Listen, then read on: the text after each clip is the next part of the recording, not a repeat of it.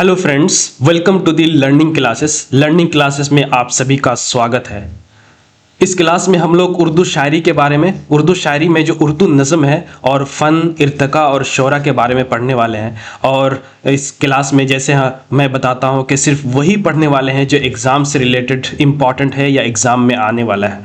दोस्तों, एक भी क्वेश्चन स्किप मत कीजिएगा, क्योंकि एक एक क्वेश्चन जो है ना बहुत ही इम्पॉर्टेंट है। मैं किताब को, बहुत सारी किताबों को जो है ना रिसर्च करने के बाद सारे, और प्रीवियस ईयर्स के जो क्वेश्चंस हैं उसको रिसर्च करने के बाद मैं ये सारे क्वेश्चंस बनाया हूँ। ये उर्दू नज़म से रिलेटेड है और ये क्लास 4 है उर्दू शायरी की। और प्लीज़ नोटबुक लेकर के बैठें, क्योंकि नोटबुक लेकर के बैठने के बाद आपको इंपॉर्टेंट इन्फॉर्मेशन नोट डाउन करने हैं, ताकि वो इंपॉर्टेंट इन्फॉर्मेशन आपसे वो छूट ना जाए, ताकि आप नोटबुक बाद में जो है ना उठा करके उसको रिवाइज कर लें। दोस्तों, क्लास की शुरुआत करते हैं बिना किसी देरी के, आगे बढ़ते हैं। ये आप लोगों के लिए है। प्लीज़ चैनल को सब्सक्राइब कर लीजिए, लाइक ज़रूर कीजिए, शेयर ज़रूर कीजिए और बेल आइकन को प्रेस ज़रूर कीजिए। इसमें ज़्यादा टाइम वेस्ट नहीं करूँगा। अगर आपको करना हो कीजिए, नहीं करना हो नहीं कीजिए, लेकिन प्लीज़ पढ़ करके जाइए, क्लास को देख करके जाइए। आपकी कामयाबी जो है ना, मेरी उम्मीद है, मैं चाहता हूँ कि आपकी कामयाबी जो है ना आपको मिले, आपकी जो मेहनत है उसका फल आपको मिल जाए। तो दोस्तों, बढ़ते हैं आगे। एक शेर है कि खुदी को कर बुलंद इतना कि हर तकदीर से पहले खुदा बंदे से खुद पूछे बता तेरी रज़ा क्या है। ये अल्लामा इकबाल का शेर है। इस शेर का सीधा सीधा मतलब यही है दोस्तों, कि मेहनत करने वाले मेहनत इतनी करो कि खुदा ईश्वर मजबूर हो जाए आपको वो चीज़ देने पर जो आप चाहते हैं।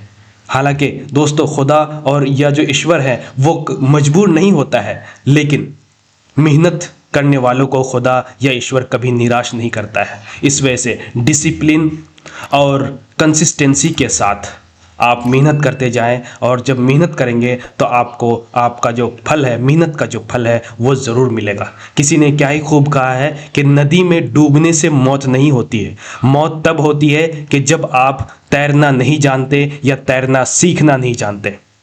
जिंदगी की कठिनाइयों से मौत नहीं होती है, मौत तब होती है जब आप जिंदगी की कठिनाइयों से निपटना नहीं चाहते, जिंदगी की कठिनाइयों से लड़ना नहीं चाहते। तो दोस्तों, इन सारी चीज़ों को याद रखिए और मेहनत करते जाइए, मेहनत का फल आपको ज़रूर मिलेगा। दोस्तों, चलते हैं आज के पहले क्वेश्चन की तरफ। पहला क्वेश्चन यह है कि झेल में अरबी ज़बान के अल्फाज की निशानदेही कीजिए। ऑप्शन ए गज़ल, ऑप्शन बी रुबाई, ऑप्शन सी नज़्म, हस्बे बाला में से एक से ज़ायद या हस्बे बाला में से कोई नहीं। तो दोस्तों, इसमें जो ऑप्शन है, ये गज़ल भी अरबी ज़बान ही का लफ्ज़ है, रुबाई भी अरबी ज़बान ही का लफ्ज़ है, जिसके जो मानी है वो 4 के होते हैं, रुबाई 4 होते हैं।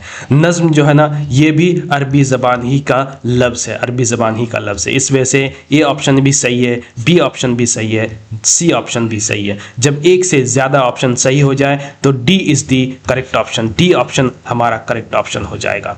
दोस्तों, D option is the correct option. दोस्तों, आगे बढ़ते हैं, अगला क्वेश्चन देखते हैं। अगला क्वेश्चन ये है कि नज़्म के क्या मानी है। नज़्म के क्या मानी है। पिरोना, मोतियों को तागे से पिरोना, लड़ी और सिल्क, हस्बे बाला में से एक से ज़ायद, हस्बे बाला में से कोई नहीं। तो दोस्तों, ये जो क्वेश्चंस मैंने बनाया है, ये क्वेश्चन जो है ना बुक्स को रिसर्च करने के बाद और बीपीएससी के प्रीवियस ईयर्स के जो क्वेश्चंस है उसको रिसर्च करने के बाद उसके बेस पे जो है ना क्वेश्चन मैंने बनाया है। और इस वजह से प्लीज़ ये जो क्लास है ये प्लीज़ पूरी क्लास देखें, और ये पूरी क्लास आपको इम्पॉर्टेंट है, बहुत ज़्यादा इम्पॉर्टेंट है। इसमें आपको 5 से 6 नंबर के जो क्वेश्चंस आते हैं नज़्म से रिलेटेड, वो आपको दे करके जाएगा। इस वजह से क्लास को प्लीज़ लाइक ज़रूर कीजिएगा, शेयर ज़रूर कीजिएगा, शेयर करने के साथ साथ चैनल को सब्सक्राइब भी कीजिए। सब्सक्राइब करने के बाद बेल आइकन को प्रेस ज़रूर कीजिए, ताकि अगली क्लास की नोटिफिकेशन आप तक सबसे पहले पहुंच जाए। तो दोस्तों, क्वेश्चन पे वापस आते हैं कि नज़्म के क्या मानी है। पिरोना, मोतियों को तागे से पिरोना, लड़ी और सिल्क, हस्बे बाला में से एक से ज़्यादा, हस्बे बाला में से कोई नहीं। तो दोस्तों, जो नज़्म के माने होते हैं उसके पिरोना के जो माने भी होते हैं। मोतियों को तागे में पिरोना, ये भी जो है ना नज़्म के मानी है। लड़ी और सिल्क, ये भी जो है ना नज़्म के मानी है। इस वजह से A option is the correct option, B option is the correct option, लड़ी और silk C option is the correct option. क्योंकि एक से ज़्यादा जब सही हो जाए तो हमारा D option is the correct option, D option is the correct option. क्योंकि नज़्म की जो मानी है वो पिरोना, मोतियों को तागे में पिरोना, लड़ी और सिल्क, सारे ही माने जो है ना नज़्म के होते हैं। आगे बढ़ते हैं, अगला क्वेश्चन देखते हैं। अगला क्वेश्चन से पहले थोड़ा सा नज़्म के फ़न के बारे में पढ़ लेते हैं। अभी हमने जो पढ़ा कि नज़्म के क्या माने हैं, नज़्म किस ज़बान का लफ्ज़ है, ये भी हम लोग पढ़ लेते हैं। नज़्म अरबी ज़बान का लफ्ज़ है, जैसे मैंने बताया कि नज़्म जो है ना, इसके बाद गज़ल भी, रुबाई भी जो है ना अरबी ज़बान का लफ्ज़ है, जैसे मैंने बताया कि जिसके माने पिरोना, मोतियों को तागे में पिरोना, लड़ी और सिल्क वगैरह। ये भी कहा जाता है कि इंतज़ाम, तरकीब और आराइश का अमल नज़्म होता है। इंतज़ाम, तरकीब और आराइश का अमल भी नज़्म होता है। यूँ तो कलाम मौजू को नज़्म कहते हैं, लेकिन आम इस्तिलाह में नज़्म से मुराद वो असनाब व असालीब हैं जिसमें किसी ख़ास मौजू पर तसलसल के साथ अशार की सूरत में इजहार ख्याल किया गया हो। नज़्म में मौज़ूआत एक से ज़्यादा भी हो सकते हैं, लेकिन ये सब एक बुनियादी मौजू के तहत इससे मरबूत व मुंसलिक होते हैं, तो ये नज़्म होता है। इसके अलावा गज़ल में रेज़ा ख्याली होती है, तो वहीं नज़्म में फ़िक्र ख्याल की शराज़ा बंदी होती है। कॉलरज ने नज़्म के बारे में लिखा है कि इसका असासी मकसद सदाकत की तर्जुमानी नहीं बल्कि मुसर्रत का इदराक है। ये पढ़ने की ज़रूरत नहीं है, उतना इम्पॉर्टेंट नहीं है।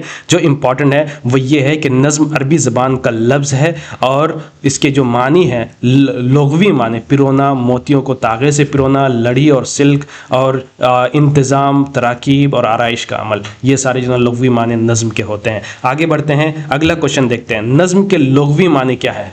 लड़ी पिरोना, आगे बढ़ना, शायरी करना, हस्ब बाला में से एक से ज़्यादा, हस्ब बाला में से कोई नहीं। तो दोस्तों ये बीपीएससी का क्वेश्चन है, इस वजह से ये इम्पॉर्टेंट इसलिए है क्योंकि नज़्म के जो लुग़वी माने हैं या मानी हम पढ़ रहे हैं वो इम्पॉर्टेंट इसलिए है क्योंकि ये प्रीवियस ईयर्स में बीपीएससी में पूछा गया है। तो नज़्म के जो लुग़वी माने हैं वो लड़ी पिरोना होता है। इस वजह से A option is the correct option. A option is the correct option, क्योंकि नज़्म के जो लुग़वी माने होते हैं, माने हैं वो लड़ी पिरोना होता है। आगे बढ़ते हैं, अगला क्वेश्चन देखते हैं। नज़्म के क्या माने हैं? देखिए कितने क्वेश्चन रिपीटेड आया हुआ है। तरतीब, इंतज़ाम, आराइश। तरतीब भी है, इंतज़ाम भी इसके माने हैं, आराइश भी नज़्म के माने होते हैं। अभी हमने पढ़ा कि इंतज़ाम, तरतीब और जो है ना आराइश का अमल, ये हमने पढ़ा। तो A option is the correct option. B भी सही है, सी भी सही है। जब एक से ज़्यादा सही हो जाए तो हमारा D option is the correct option. D option is the correct option. D option is the correct option, क्योंकि जो ना नज़्म के जो मानी है वो तरतीब, इंतज़ाम और आराइश भी सारा ही है। इस वजह से D option is the correct option. आगे बढ़ते हैं दोस्तों, अगला क्वेश्चन देखते हैं। नज़्म गोई की इब्तिदा कहाँ से हुई थी? नज़्म गोई की इब्तिदा कहाँ से हुई थी? दक्कन से, शुमाली हिंद से, तरक्की पसंद तहरीक से, हस्ब बाला में से ज़ायद, हस्ब बाला में से कोई नहीं। तो दोस्तों दूसरे जो असनाफ हैं उसी की तरह जो नज़्म गोई है वो दक्कन से इसकी इब्तिदा होती है। इस वजह से A option is the correct option. A option is the correct option, क्योंकि नज़्म गोई की इब्तिदा भी दक्कन से होती है। आगे बढ़ते हैं दोस्तों, अगला क्वेश्चन देखते हैं। उर्दू का पहला नज़्म गो शायर किसको करार दिया जाता है? उर्दू का पहला नज़्म गो शायर, उर्दू का जो पहला नज़्म गो शायर है वो किसको करार दिया जाता है? अली आदिल शाह सानी को, हज़रत बंदा नवाज गेसुदराज को, बुरहानुद्दीन जानम को, या हस्ब बाला में से एक से ज़्यादा, या हस्ब बाला में से कोई नहीं। तो दोस्तों उर्दू का जो पहला नज़्म गो शायर है उसको वो हज़रत बंदा नवाज गेसुदराज को माना जाता है। इस वजह से B option is the correct option. B option is the correct option. आगे बढ़ते हैं दोस्तों, अगला क्वेश्चन देखते हैं। कौन सी नज़्म को उर्दू की पहली नज़्म होने का शर्फ हासिल है?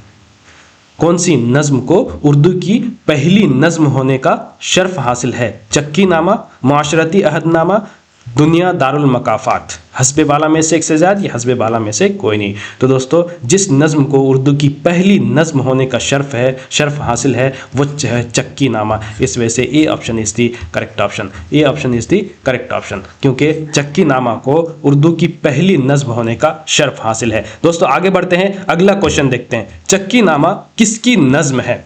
चक्की नामा किसकी नज़्म है? तो दोस्तों कुली कुतुब शाह, हज़रत बंदा नवाज गेसुदराज, बुरहानुद्दीन जानम, हस्ब बाला में से एक से ज़्यादा, या हस्ब बाला में से कोई नहीं। तो दोस्तों चक्की नामा उर्दू की जो ना पहली नज़्म है, उर्दू की पहली नज़्म होने का शर्फ हासिल है। इसे उर्दू की पहली नज़्म होने का शर्फ हासिल है, ये याद ज़रूर रखिए। और चक्की नामा किसकी नज़्म है? हज़रत बंदा नवाज गेसुदराज की है। तो इस वजह से B option is the correct option. और ये उर्दू नज्म का जो ना उर्दू नज्म का जो पहला शायर या नज्म गो शायर वो हज़रत बंदा नवाज गेसुदराज ही है। तो ये याद रखिए, चक्की नामा जो है ना उर्दू की पहली नज्म है, ये ज़रूर याद रखिए। चक्की नामा हज़रत बंदा नवाज गेसुदराज की है और हज़रत बंदा नवाज को उर्दू का पहला नज्म गो शायर माना जाता है। दोस्तों आगे बढ़ते हैं, अगला क्वेश्चन देखते हैं। उर्दू में नज्म निगारी का आगाज़ दिगर असनाफ़ सुखन की तरह नज्म गोई की इब्तिदा भी दक्कन से हुई है। दक्कन के मशहूर सूफ़ी हज़रत बंदा नवाज गेसुदराज जो शहबाज तखल्लुस रखते थे को उर्दू का पहला नज्म गो करार दिया जाता है और उनकी नज्म चक्की नामा को उर्दू की पहली नज्म होने का शर्फ हासिल है। दोस्तों आगे बढ़ते हैं। अंजुमन पंजाब जैसी अदबी तहरीक की नुमाइंदगी कौन कर रहे थे? मोहम्मद हुसैन आज़ाद, मौलाना अल्ताफ़ हुसैन हाली, नज़ीर अकबराबादी, हस्ब बाला में से एक से ज़ायद या हस्ब बाला में से कोई नहीं। तो दोस्तों अंजुमन पंजाब जैसी जो एक अदबी तहरीक थी, उनकी जो नुमाइंदगी कर रहे थे वो मोहम्मद हुसैन आज़ाद कर रहे थे और मौलाना अल्ताफ़ हुसैन कर रहे थे। तो जब एक से ज़्यादा ए बी सी सही है, एक से ज़्यादा सही हो जाए तो D option is the correct option. D option is the correct option, क्योंकि अंजुमन पंजाब जैसी अदबी तहरीक की नुमाइंदगी मोहम्मद हुसैन आज़ाद और मौलाना अल्ताफ़ हुसैन हाली कर रहे थे। दोस्तों आगे बढ़ते हैं, अगला क्वेश्चन देखते हैं। जदीद नज़्म की इब्तिदा किसने की? अल्लामा इकबाल, मौलाना अल्ताफ़ हुसैन हाली, मोहम्मद हुसैन आज़ाद, हस्ब बाला में से एक से ज़्यादा या हस्ब बाला में से कोई नहीं। तो दोस्तों जदीद नज़्म जो है ना ये 1874 के आसपास जो है ना इसकी इब्तिदा हुई और ये जो है ना 1857 के जो गदर हैं वो उनके पीछे उनके जो असबाब हैं, उनके जो रिज़ल्ट हुए हैं, उनकी वजह से जो असबाब उठे या समस्याएं आने लगी, उसको मद्देनज़र रखते हुए जो है जदीद नज़्म की इब्तिदा हुई और 1874 के आसपास अंजुमन पंजाब के जैसी अदबी तहरीक के बैनर तले जो है ना इसकी जो है ना ईजाद हुई या फिर इसकी शुरुआत हुई जदीद नज़्म की। और इनकी शुरुआत है या इनकी जो इब्तिदा किसने की थी? मौलाना अल्ताफ़ हुसैन हाली और मोहम्मद हुसैन आज़ाद, इन दोनों ने की थी। तो जब भी एक से ज़्यादा सही हो जाए तो D option is the correct option. D option is the correct option. आगे बढ़ते हैं दोस्तों, अगला क्वेश्चन देखते हैं। पाबंद नज़्म की खुसूसियात की निशानदेही कीजिए, या फिर पाबंद नज़्म की तारीफ़ आप यहाँ पर लिख सकते हैं। तारीफ़: वज़न और बहर के साथ साथ रदीफ़ और काफ़िये की पाबंदी, मिसरों का मुसावी होना, बराबर होना, काफ़िये की तरकीब में मुरवजा उसूल और ज़वाबित की पाबंदी। काफ़िये की तरकीब में यानी काफ़िया या रदीफ़ या फिर वज़न और बहर से मुताल्लिक जो उसूल और ज़वाबित है उनकी पाबंदी होनी चाहिए। ये भी ए भी सही है, बी भी सही है और सी भी सही है। जब एक से ज़्यादा सही हो जाए तो D option is the correct option. D option is the correct option, क्योंकि पाबंद नज़्म की जो खसूसियात है वो वज़न और बहर के साथ साथ रदीफ़ और काफ़िये की पाबंदी होनी चाहिए। मिसरे जो ना बराबर होना चाहिए। काफ़िये की तरकीब में जो उसूल और ज़वाबित है वो उनकी भी पाबंदी होनी चाहिए, तभी जाकर के पाबंद नज़्म वो कहलाएगी। दोस्तों आगे बढ़ते हैं, अगला क्वेश्चन देखते हैं। ये अगला क्वेश्चन से पहले पाबंद नज़्म के बारे में थोड़ा सा देख लेते हैं। दोस्तों पाबंद नज़्म से मुराद वो नज़में हैं जिनमें वज़न और बहर के साथ साथ रदीफ़ और काफ़िये की भी पाबंदी की गई हो। मतलब ये कि पाबंद नज़्म में वज़न, बहर और काफ़िया या काफ़िया और रदीफ़ क्या होना ज़रूरी है। पाबंद नज़्म में कवाफ़ी की तरकीब में मुरवजा उसूल और ज़वाबित की पाबंदी की जाती है। जैसे हमने सवाल पे देखा, पाबंद नज़्म में काफ़िये के इल्तिज़ाम के साथ मिसरों का मुसावी यानी बराबर होना ज़रूरी है। याद रहे कि पाबंद नज़्म के सारे मिसरे एक ही बहर के पाबंद होते हैं। पाबंद नज़्म के तमाम अशार में काफ़िया मिलता है, इसीलिए उसे मुकफ़्फ़ा नज़्म भी कहते हैं। मुकफ़्फ़ा नज़्म भी कहा जाता है। पाबंद नज़्म में मुरब्बा, मुखम्मस, मुसद्दस, तरजीबंद और गीत वगैरह का शुमार होता है। इब्तिदाई दौर की तमाम नज़में पाबंद नज़्म की हैयत में ही कही गई है। इकबाल ने तकरीबन अपनी तमाम नज़में पाबंद नज़्म की हैयत में ही कही है। पाबंद नज़्म की हैयत को बरतने वालों में इकबाल के अलावा नज़ीर, चकबस्त और हाली के नाम अहम है। उसके बाद मौज़ूआत और अशार की जो पाबंद नज़्म में मौज़ूआत और अशार की तादाद की कैद नहीं होती। अरबी और फ़ारसी शायरी में काफ़िये की क़दामत और मुकफ़्फ़ा शायरी की मुसलसल रवायत का पता मौलवी अब्दुर्रहमान की मरातुश शेर ये क्वेश्चन आने वाला है इसके बारे में, तो ये याद रखिए।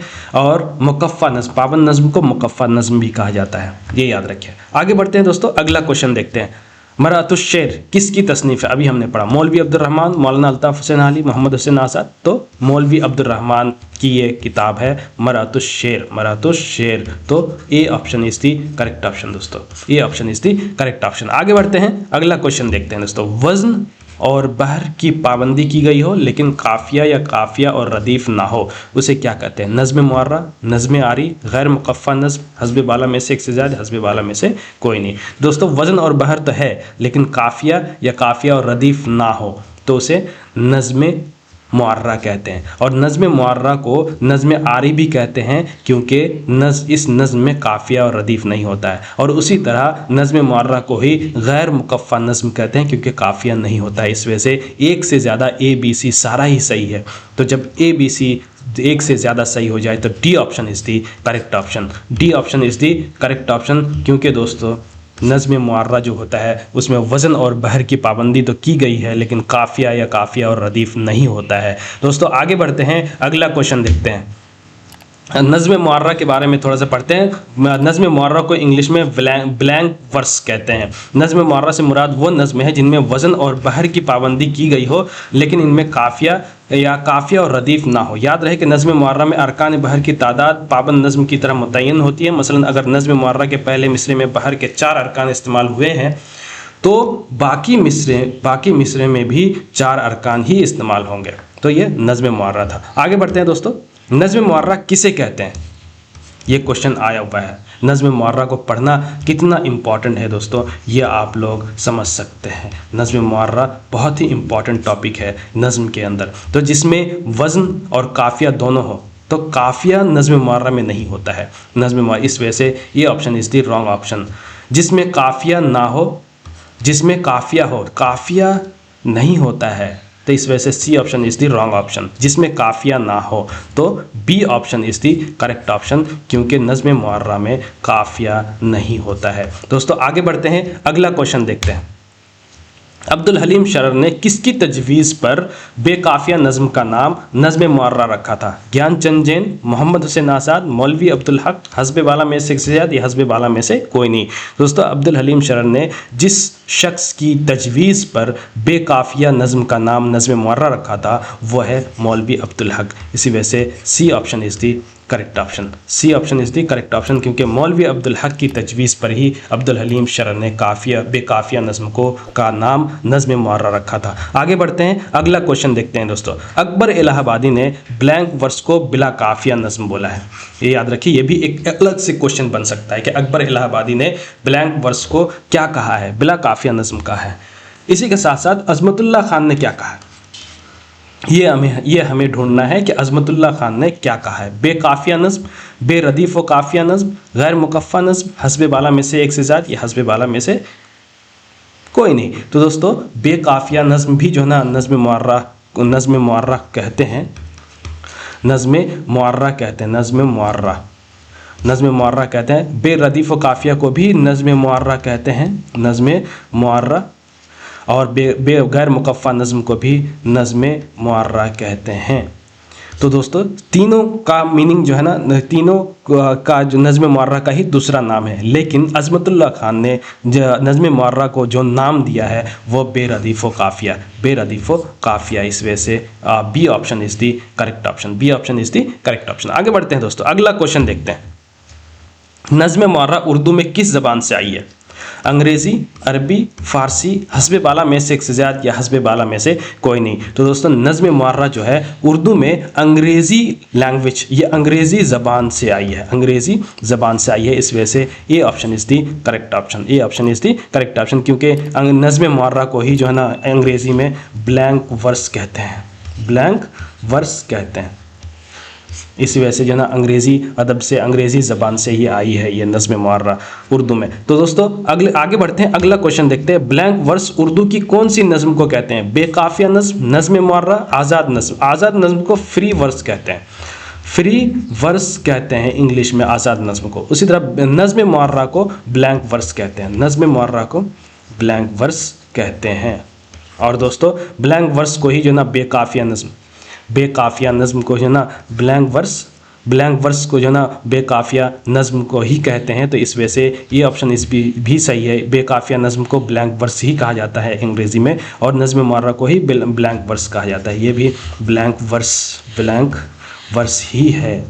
तो इस वजह से ए और बी दोनों सही है। जब एक से ज़्यादा सही हो जाए तो D option is the correct option. D option is the correct option. दोस्तों आगे बढ़ते हैं, अगला क्वेश्चन देखते हैं दोस्तों।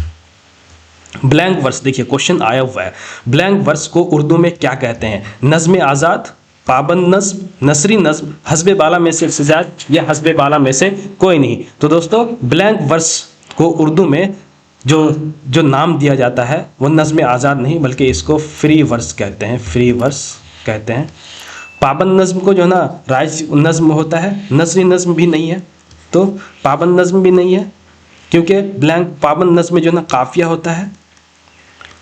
नसरी नज़्म जो है ना वज़न और बहर दोनों नहीं होता है, लेकिन जो ब्लैंक वर्स में वज़न और बहर होता है। वज़न और बहर दोनों होता है, लेकिन यहाँ पे जो है ना नसरी नज़्म में जो है ना ये ब्लैंक वर्स जो है ना बेकाफिया तो होता है, लेकिन इसमें वज़न और बहर भी नहीं होता। इस वजह से सी भी रॉन्ग ऑप्शन। तो ब्लैंक वर्स जो होता है वो नज़्म मुअर्रा को कहते हैं। नज़्म मुअर्रा को कहते हैं। नज़्म मुअर्रा को कहते हैं। नज़्म मुअर्रा को कहते हैं, जो ऑप्शन में नहीं है। जब ए बी सी गलत हो जाए तो डी भी गलत हो जाएगा। इस वजह से E option is the correct option. E option is the correct option. आगे बढ़ते हैं दोस्तों, अगला क्वेश्चन देखते हैं। उर्दू में ब्लैंक वर्स को क्या कहा जाता है? उर्दू में ब्लैंक वर्स को क्या कहा जाता है? तो नसरी नज़्म, नज़्म मुअर्रा, नसरी नज़्म, आज़ाद नज़्म। आज़ाद नज़्म को जो है ना इंग्लिश में फ्री वर्स कहते हैं, ये याद रखिए, फ्री वर्स कहते हैं। बार बार क्वेश्चन मैं रिपीट इसलिए कर रहा हूँ, या वही क्वेश्चंस बार बार जितने भी क्वेश्चंस रिपीटेडली पूछा गया है उसको मैं बार बार रिपीटेडली डिस्कस हम लोग इसलिए कर रहे हैं ताकि ये आपके जहन में बैठ जाए और आप भूलें ना, ताकि अगली क्लास जो आप ध्यान से भी ना देखें तो भी चलेगा, क्योंकि इस क्लास में आप इतने अच्छे से पढ़ लेंगे जो आपको एग्ज़ाम में अच्छे से मदद भी करेगा। तो दोस्तों ब्लैंक वर्स जो होता है वो नज़्म मुअर्रा को कहा जाता है। इस वजह से A option is the correct option. A option is the correct option. आगे बढ़ते हैं दोस्तों, अगला क्वेश्चन देखते हैं। नज़्म मुअर्रा को अंग्रेज़ी में क्या कहते हैं? नज़्म मुअर्रा को अंग्रेज़ी में क्या कहा जाता है? तो अभी हमने पढ़ा कि ये जो ब्लैंक वर्स है इसको नज़्म मुअर्रा कहते हैं। नज़्म मुअर्रा कहते हैं। Prose poem, free verse, blank verse, free verse को जो है ना नज़्म आज़ाद नज़्म कहते हैं। आज़ाद नज़्म कहते हैं, और नज़्म मुअर्रा ब्लैंक वर्स को कहा जाता है। तो A option is the wrong option. B option is the wrong option, क्योंकि नज़्म मुअर्रा को ब्लैंक वर्स कहा जाता है। इस वजह से C option is the correct option. C option is the correct option. दोस्तों आगे बढ़ते हैं, अगला क्वेश्चन देखते हैं। अगला क्वेश्चन यह है कि किसने नज़्म मुअर्रा का मौजिद मौलाना मोहम्मद हुसैन आज़ाद को करार दिया? नज़्म मुअर्रा का जो मौजिद है वो मौलाना मोहम्मद हुसैन आज़ाद को किसने करार दिया? ज्ञानचंद जैन ने, हनीफ कैफी ने, अब्दुर्रहमान बिजनौरी ने, हस्बे बाला में से एक से ज़ायद या हस्बे बाला में से कोई नहीं। तो नज़्म मुअर्रा का जो मौजिद है वो मौलाना मोहम्मद हुसैन आज़ाद है। ये याद रखिए कि नज़्म मुअर्रा का मौजिद कौन है, ये पूछा जा सकता है कि मौलाना मोहम्मद हुसैन आज़ाद है, लेकिन मौलाना मोहम्मद हुसैन आज़ाद को करार दिया किसने करार दिया है? तो ये हनीफ कैफी ने करार दिया। इस वजह से B option is the correct option. B option is the correct option. दोस्तों आगे बढ़ते हैं, अगला क्वेश्चन देखते हैं। रिसाला दिलगुदाज किसने जारी की? ये क्वेश्चन बीपीएससी में पूछा जा चुका है। बीपीएससी में पूछा जा चुका है। वो क्वेश्चन मैंने स्क्रीनशॉट लेकर के नहीं लगाया, लेकिन पिछली क्लासेस में रिसाला दिलगुदाज के बारे में हमने डिस्कस ज़रूर किया है। आप जो है ना PYQs जो प्लेलिस्ट है उसमें आप जा कर के ये क्वेश्चन ज़रूर, अगर पूरी क्लासेस जितनी भी क्लासेस अपलोडेड हैं वो सारी क्लासेस अगर आप देखें तो उसमें उसे एक क्वेश्चन रिसाला दिलगुदाज के बारे में ज़रूर होगा। तो रिसाला दिलगुदाज किसने जारी किया था? अब्दुल हलीम शरर ने, मोहम्मद हुसैन आज़ाद ने, अब्दुर्रहमान बिजनौरी ने, हस्बे बाला में से एक से ज़्यादा या हस्बे बाला में से कोई नहीं। तो रिसाला दिलगुदाज जिस शख्स ने जारी किया था वो है अब्दुल हलीम शरर। तो A option is the correct option. A option is the correct option, क्योंकि रिसाला दिलगुदाज जो है ना वो अब्दुल हलीम शरर ने जारी किया था। दोस्तों आगे बढ़ते हैं, अगला क्वेश्चन देखते हैं। हाली ने अपनी किस किताब में नज़्म मुअर्रा की वकालत की है? हयात सादी, मजालिसुन निसा, मुकद्दमा शेर व शायरी, हस्ब हस्बे वाला में से एक से ज़ायद, हस्बे वाला में से कोई नहीं। तो दोस्तों ये हयात सादी जो है ना सर सैयद अहमद ख़ां की जो है ना की सवाने उम्री है, मजालिसुन निसा भी नहीं है। तो मुकद्दमा शेर व शायरी में हाली ने अपनी किताब मुकद्दमा शेर व शायरी में नज़्म मुअर्रा की वकालत की है, इस वजह से C option is the correct option, C option is the correct option. आगे बढ़ते हैं दोस्तों, आगे बढ़ते हैं, अगला क्वेश्चन देखते हैं। नज़्म मुअर्रा का मुबल्लिग किसे कहा जाता है? मौलाना अल्ताफ़ हुसैन हाली, अब्दुल हलीम शरर, नज़ीर अकबर आबादी, हस्बे बाला में से एक से ज़ायद, हस्बे बाला में से कोई नहीं। तो दोस्तों नज़्म मुअर्रा का जो मुबल्लिग है वो अब्दुल हलीम शरर को कहा जाता है, इस वजह से B option is the correct option, B option is the correct option. आगे बढ़ते हैं दोस्तों, अगला क्वेश्चन देखते हैं। झेल में मौलाना मोहम्मद हुसैन आज़ाद की कौन सी नज़्म है? मौलाना मोहम्मद हुसैन आज़ाद की कौन सी नज़्म है? अभी आप लोग कमेंट ज़रूर कीजिए कि अभी मौलाना मोहम्मद हुसैन आज़ाद के बारे में अभी क्या क्या हमने पढ़ा, वो कमेंट में ज़रूर लिखिए, कमेंट ज़रूर कीजिए कि अभी तक इस क्लास में हमने मौलाना मोहम्मद हुसैन आज़ाद के बारे में क्या क्या पढ़ा, जदीद नज़्म से रिलेटेड, पाबंद नज़्म से रिलेटेड, नज़्म से रिलेटेड, या कौन सी किताब जो है ना मौलाना मोहम्मद हुसैन आज़ाद की है, और कौन सी मौजिद नज़्म मुअर्रा की मौजिद जो है ना किसको माना जाता है, या जदीद नज़्म का जो की इब्तिदा किसने की थी, अंजुमन पंजाब जो जैसी अदबी तहरीक की जो नुमाइंदगी है वो कौन कर रहे थे, ये इनके बारे में जो है ना अभी हमने पढ़ा है मौलाना मोहम्मद हुसैन आज़ाद के बारे में। वो कमेंट करके ज़रूर बताइए। कमेंट करते हुए प्लीज़ चैनल को सब्सक्राइब कर लीजिए, लाइक कीजिए, शेयर कीजिए, और बेल आइकन को प्रेस ज़रूर कीजिए, क्योंकि बेल आइकन को प्रेस करने से अगली क्लास की नोटिफिकेशन आप तक सबसे पहले पहुँचती है। तो दोस्तों क्वेश्चन पे वापस आते हैं कि मौलाना मोहम्मद हुसैन आज़ाद की कौन सी नज़्म, जो ये इनमें से कौन सी नज़्म है? जोग्राफिया तबी की पहली, तारों भरी रात, फ़तेह अंदलुस की इब्तिदाई 6 सीन, फ़तेह अंदलुस की जो इब्तिदाई 6 सीन। तो ये इसमें से जो मौलाना मोहम्मद हुसैन आज़ाद की जो नज़्म है वो जोग्राफियाई तबी की पहली है। तो ये option is the correct option. और ये जो इन नज़्मों की जो हैयत है वो नज़्म मुअर्रा, नज़्म मुअर्रा की है, नज़्म मुअर्रा की है, नज़्म मुअर्रा, नज़्म ये भी नज़्म मुअर्रा की हैयत में है, नज़्म मुअर्रा की हैयत में है। अगर पूछा जाए कि ये जो नज़्म है जोग्राफिया तबी की पहली वो किस हैयत में है, किस हैयत में है, तो नज़्म मुअर्रा की हैयत में, नज़्म मुअर्रा की हैयत में। तारों भरी रात ये भी नज़्म मुअर्रा की हैयत में, और फ़तेह अंदलुस की इब्तिदाई 6 सीन भी नज़्म मुअर्रा की हैयत में है। तो क्वेश्चन में जो पूछा गया है कि मौलाना मोहम्मद हुसैन आज़ाद की कौन सी नज़्म है इसमें से, तो जोग्राफिया तबी की पहली। और जो है ना जज्बे दूरी भी जो है ना एक नज़्म है, जज्बे दूरी, जज्बे दूरी, ये भी मौलाना मोहम्मद हुसैन आज़ाद की है, ये भी ज़रूर याद रखिए मौलाना मोहम्मद हुसैन आज़ाद की। तारों भरी रात ये जो नज़्म है, आगे इसके बारे में क्वेश्चन है। फ़तेह अंदलुस के इब्तिदाई 6 सीन, आगे क्वेश्चन हम लोग पढ़ने वाले हैं। आगे बढ़ते हैं दोस्तों, अगला क्वेश्चन देखते हैं। चिड़िया के बच्चे किसकी नज़्म है? अब्दुल हलीम शरर, इस्माइल मेरठी, मोहम्मद हुसैन आज़ाद, हस्बे बाला में से एक से ज़ायद, या हस्बे बाला में से कोई नहीं। तो दोस्तों जो चिड़िया के जो बच्चे हैं वो इस्माइल मेरठी की जो है ना नज़्म है, इस वजह से B option is the correct option. ये जो हैयत है इसकी,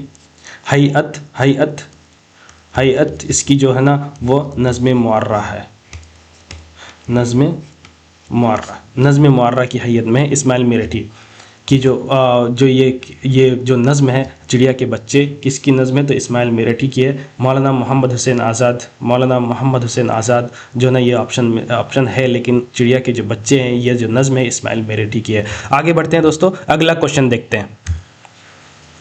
शेर की शान किसकी नज़्म है? अब्दुल हलीम शरर, इस्माइल मेरठी, बिरज मोहन दत्तात्रेय कैफ़ी, बिरज मोहन दत्तात्रेय कैफ़ी। तो दोस्तों इस्माइल मेरठी नहीं है, अब्दुल हलीम शरर भी नहीं है, बिरज मोहन दत्तात्रेय कैफ़ी जो है ना शेर की शान जो है ना बिरज मोहन दत्तात्रेय कैफ़ी की है। तो ये नज़्म मुअर्रा की हैयत में है, नज़्म मुअर्रा की हैयत में है, नज़्म मुअर्रा की हैयत में है दोस्तों, नज़्म मुअर्रा की हैयत में है। ये ज़रूर याद रखिए, ये जो शेर की शान है ये नज़्म मुअर्रा की हैयत में है, और ये बिरज मोहन दत्तात्रेय कैफ़ी की नज़्म है, इस वजह से C option is the correct option, C option is the correct option. आगे बढ़ते हैं दोस्तों, अगला क्वेश्चन देखते हैं। गैर मुसावी मिसरे और छोटी बड़ी सतरें किस नज्म में होती है? नसरी नज्म में, नज्म मुअर्रा में, आज़ाद नज्म में, हस्ब बाला में से एक से ज़्यादा या हस्ब बाला में से कोई नहीं। तो दोस्तों गैर मुसावी मिसरे जो होते हैं वो आज़ाद नज्म में होते हैं। आज़ाद नज्म में गैर मुसावी मिसरे होते हैं, गैर मुसावी मिसरे होते हैं। और छोटी बड़ी सतरें जो होती है वो नसरी नज्म में होती है। छोटी बड़ी सतरें जो होती हैं वो नसरी नज़्म में होती है। और नज़्म मुअर्रा में जो है ना, इसमें वज़न और बहर की पाबंदी होती है, अरकान बहर भी इसमें पाबंदी होती है, जो इस वजह से इसमें मुसावी मिसरे होते हैं। तो दोस्तों गैर मुसावी मिसरे के लिए आज़ाद नज़्म इज़ द करेक्ट ऑप्शन और छोटी बड़ी सतरें के लिए नसरी नज़्म इज़ द करेक्ट ऑप्शन। तो एक से ज़्यादा हमारा ऑप्शन सही है, B option is the wrong option. तो ए और C are the correct option. जब एक से ज़्यादा सही हो जाए तो D option is the correct option, D option is the correct option. आगे बढ़ते हैं दोस्तों, अगला क्वेश्चन देखते हैं। आज़ाद नज़्म के खुसूसियात की निशानदेही कीजिए। आज़ाद नज़्म में गैर मुसावी मिसरे होते हैं, अभी हमने पढ़ा। तो A option is the correct option. रदीफ़ और काफ़िया और बहर के उसूल से आज़ाद लेकिन वज़न व आहंग का ख्याल, बी भी सही है। और उमूमन गैर मुकफ़ा होती है लेकिन काफ़िया ममनू नहीं है। आज़ाद नज़्म गैर मुकफ़ा होती है लेकिन काफ़िया ममनू नहीं है, कभी कभी बीच बीच में जो है ना काफ़िया आ ही जाता है। तो C option is the correct option. तो जब एक से ज़्यादा सही हो जाए तो आज़ाद नज़्म के खुसूसियात में गैर मुसावी मिसरे होते हैं। ये ज़रूर याद रखिए, गैर मुसावी मिसरे होते हैं। रदीफ़ और काफ़िया और बहर के उसूल से आज़ाद लेकिन वज़न और आहंग का ख्याल होता है। उमूमन गैर मुकफ़ा होती है लेकिन काफ़िया ममनू नहीं। तो आज़ाद नज़्म के ये खुसूसियात है। ये तारीफ़ में भी ये पूछा जा सकता है। तो ये ज़रूर याद रखिए कि आज़ाद नज़्म के जो खुसूसियात हैं वो बहुत ही इंपॉर्टेंट है, इससे क्वेश्चन आया हुआ है और आने के पूरे चांसेस हैं। तो जब एक से ज़्यादा सही हो जाए, ए बी सी सही है तो एक से ज़्यादा सही है, तो हमारा D option is the correct option, D option is the correct option, D option is the correct option, क्योंकि आज़ाद नज़्म की जो खुसूसियात हैं वो ए बी सी तीनों हैं। दोस्तों आगे बढ़ते हैं, अगला क्वेश्चन देखते हैं। आज़ाद नज़्म को अंग्रेज़ी में क्या कहते हैं? आज़ाद नज़्म को अंग्रेज़ी में क्या कहते हैं? Blank verse, free verse, free poem, हस्ब बाला में से एक से ज़्यादा या हस्ब बाला में से कोई नहीं। तो ब्लैंक वर्स को दोस्तों नज़्म मुअर्रा कहते हैं, नज़्म मुअर्रा कहते हैं, ब्लैंक वर्स को कहते हैं। इस वजह से A option is the wrong option. आज़ाद नज़्म को फ्री वर्स कहते हैं दोस्तों, आज़ाद नज़्म को फ्री वर्स कहते हैं, फ्री वर्स। आज़ाद नज़्म को फ्री वर्स को आज़ाद नज़्म कहते हैं। तो A B option is the correct option, C भी गलत है, B option is the correct option, क्योंकि फ्री वर्स जो है ना अंग्रेज़ी में कहा जाता है आज़ाद नज़्म को। आगे बढ़ते हैं, अगला क्वेश्चन देखते हैं। आज़ाद नज़्म उर्दू में किस ज़बान से आई? अभी हमने पढ़ा कि नज़्म मुअर्रा जो है ना, नज़्म मुअर्रा ये अंग्रेज़ी से आया है, अंग्रेज़ी से नज़्म मुअर्रा जो है ना अंग्रेज़ी ज़बान से उर्दू में नज़्म मुअर्रा आया है। तो जो आज़ाद नज़्म उर्दू में किस ज़बान से आई है? तो ये अंग्रेज़ी, ये भी आज़ाद नज़्म भी जो है ना अंग्रेज़ी ज़बान से ही जो है ना उर्दू में आई है। नज़्म मुअर्रा जैसे जो है ना अंग्रेज़ी से उर्दू में आई है, उसी तरह आज़ाद नज़्म भी उर्दू में अंग्रेज़ी ज़बान से आई है। इस वजह से A option is the correct option, A option is the correct option, क्योंकि आज़ाद नज़्म और नज़्म मुअर्रा दोनों जो है ना अंग्रेज़ी ज़बान से आई है। आगे बढ़ते हैं दोस्तों, अगला क्वेश्चन देखते हैं। आज़ाद नज़्म उर्दू में कहाँ से आई है? अरबी, फ़ारसी, संस्कृत। ए भी गलत है, बी भी गलत है, सी भी गलत है। जब ए बी सी में तीनों जगह गलत हो तो डी भी गलत है। इस वजह से E option is the correct option, हस्ब बाला में से कोई नहीं, क्योंकि आज़ाद नज़्म जो है ना अंग्रेज़ी ज़बान से उर्दू में आई है। आज़ाद नज़्म जो है ना अंग्रेज़ी ज़बान से उर्दू में आई है। इस वजह से और इसी तरह आज़ाद नज़्म की तरह जो है ना नज़्म मुअर्रा भी अंग्रेज़ी ज़बान से आई है, अंग्रेज़ी ज़बान से आई है। इस वजह से ये याद रखिए कि आज़ाद नज़्म अंग्रेज़ी ज़बान से आई है। तो दोस्तों इस क्वेश्चन में ई option is the correct option. आगे बढ़ते हैं, अगला क्वेश्चन देखते हैं। आज़ाद नज़्म के मौजिद किसको माना जाता है? तसद्दुक़ हुसैन खालिद, अब्दुल हलीम शरर, नून मीम राशिद, हस्ब बाला में से एक से ज़्यादा या हस्ब बाला में से कोई नहीं। तो आज़ाद नज़्म के जो मौजिद है वो तसद्दुक़ हुसैन खालिद को माना जाता है। इस वजह से A option is the correct option, A option is the correct option, क्योंकि तसद्दुक़ हुसैन खालिद को आज़ाद नज़्म के मौजिद माना जाता है। आगे बढ़ते हैं दोस्तों, अगला क्वेश्चन देखते हैं। सुरूद नौ सुरूद नौ किसका शेरी मजमुआ है? नून मीम राशिद, फैज़ अहमद फैज़, तसद्दुक़ हुसैन खालिद, हस्बे वाला में से एक से ज़्यादा, हस्बे वाला में से कोई नहीं। तो दोस्तों ये जो सुरूद नौ है वो तसद्दुक़ हुसैन खालिद का शेरी मजमुआ है, इस वजह से C option is the correct option, C option is the correct option, क्योंकि तसद्दुक़ हुसैन खालिद का जो शेरी मजमुआ है वो सुरूद नौ है। सुरूद नौ जो है तसद्दुक़ हुसैन खालिद का शेरी मजमुआ है। आगे बढ़ते हैं, अगला क्वेश्चन देखते हैं। नसरी नज़्म के खुसूसियात की निशानदेही कीजिए। वज़न और बहर की पाबंदी ना हो, यह भी सही है कि नसरी नज़्म में जो है ना वज़न और बहर की पाबंदी नहीं होती है। काफ़िया और रदीफ़ का एहतमाम, नस्र में जो है ना नज़्म जब नसर की तरह हो तो काफ़िया और रदीफ़ का एहतमाम तो होगा ही नहीं, तो ये भी सही है। छोटी बड़ी सतरें, तो नसरी नज़्म में छोटी बड़ी सतरें होती हैं क्योंकि वज़न और बहर और काफ़िया जो मुरवजा उसूल है वो उसकी पाबंदी नहीं होती है। शेर की हैयत भी इसमें नसरी नज़्म में नहीं होती है, तो इस वजह से सी भी सही है। जब एक से ज़्यादा सही हो जाए तो D option is the correct option, D option is the correct option, क्योंकि नसरी नज़्म में दोस्तों न वज़न और बहर की पाबंदी होती है, न काफ़िया और रदीफ़ का एहतमाम होता है, और इसमें जो ना छोटी बड़ी सतरें होती हैं, लाइनें होती हैं। आगे बढ़ते हैं दोस्तों, अगला क्वेश्चन देखते हैं। वो नज़्म जो शेरी हैयत, रूज़ और काफ़िये से आज़ाद हो। जब शेरी हैयत ही नहीं रही, जब शेर ही नहीं रही तो नज़्म मुअर्रा क्यों होगा? नज़्म मुअर्रा शेर की हैयत में होती है, आज़ाद नज़्म भी जो है ना शेर की हैयत में होती है। वज़न और आहंग जो है ना आज़ाद नज़्म में भी जो है ना पाया जाता है, तो बी भी नहीं होगा। नसरी नज़्म जो है ना शेरी हैयत से आज़ाद होता है, उरूज़ और काफ़िया से आज़ाद होता है, इस वजह से C option is the correct option, C option is the correct option, क्योंकि नसरी नज़्म जो है ना शेरी हैयत और उरूज़ और काफ़िया से आज़ाद होता है। आगे बढ़ते हैं दोस्तों, अगला क्वेश्चन देखते हैं। नसरी नज़्म के मौजिद किसको माना जाता है? खुर्शीदुल इस्लाम, सज्जाद ज़हीर, अली, हस्बे बाला में से एक से ज़्यादा, या हस्बे बाला में से कोई नहीं। तो दोस्तों नसरी नज़्म के जो मौजिद है वो सज्जाद ज़हीर को माना जाता है, इस वजह से B option is the correct option, B option is the correct option, क्योंकि नसरी नज़्म के जो मौजिद है वो सज्जाद ज़हीर को माना जाता है। आगे बढ़ते हैं, अगला क्वेश्चन देखते हैं दोस्तों। पिघला नीलम किसका शेरी मजमुआ है? नून मीम राशिद, फैज़ अहमद फैज़, सज्जाद ज़हीर, हस्बे बाला में से एक से ज़्यादा, हस्बे बाला में से कोई नहीं। तो ये क्वेश्चन इंपॉर्टेंट है, बहुत ही ज़्यादा इंपॉर्टेंट है, क्योंकि ये क्वेश्चन पिघला नीलम बीपीएससी में आया हुआ है। प्लीज़ जो ना चैनल के जो प्लेलिस्ट है उसमें अगर आप जाकर के देखें, PYQs Urdu PYQs previous years questions के जो प्लेलिस्ट है उसमें जो सारे क्लासेस हमने अपलोड कर रखे हैं, वो अगर आप देखें तो उसमें पिघला नीलम का जो क्वेश्चन है वो हमने डिस्कस कर रखा है। तो दोस्तों पिघला नीलम जो है ना सज्जाद ज़हीर का शेरी मजमुआ है, इस वजह से C option is the correct option, C option is the correct option. दोस्तों ये आज का हमारा लास्ट क्वेश्चन था। क्लास का जो एंड है, अंत है, हम लोग यहीं पे करेंगे। अगली क्लास जो होगी वो उर्दू नज़्म के जो शुअरा हैं उसके बारे में हम लोग करने वाले हैं। इसके अलावा हमारी जो क्लास है जीके और जीएस की, वो क्लास होती रहेगी। जीके जीएस के साथ ग्रामर की क्लास हमारी हो रही है, और उसको आप लोग प्लीज़ प्लेलिस्ट से जाकर के 1 बाय 1 आप लोग देखते जाइए। इसके बाद सीटेट का जो नोटिफिकेशन है वो बहुत ही जल्द आने वाला है, और ये सीटेट का जो तैयारी है, प्रिपरेशन है, वो जीके की क्लास से आपका जो एसएसटी का जो पोर्शन है, एसएसटी, वो उसकी तैयारी होती रहेगी, क्योंकि हम लोग अभी TRE 4 की तैयारी के हिसाब से जीके जीएस हम लोग पढ़ रहे हैं, और 1857 से लेकर के 1947 तक की जो हिस्ट्री है वो हम लोग देख रहे हैं, और इसी में जो ज्योग्राफी के क्वेश्चंस है वो सारे ही जो है ना इम्पॉर्टेंट है। पॉलिटिकल साइंस के जो क्वेश्चंस है वो सारे इम्पॉर्टेंट है। तो दोस्तों मिलते हैं अगली क्लास में, तब तक के लिए बहुत बहुत शुक्रिया।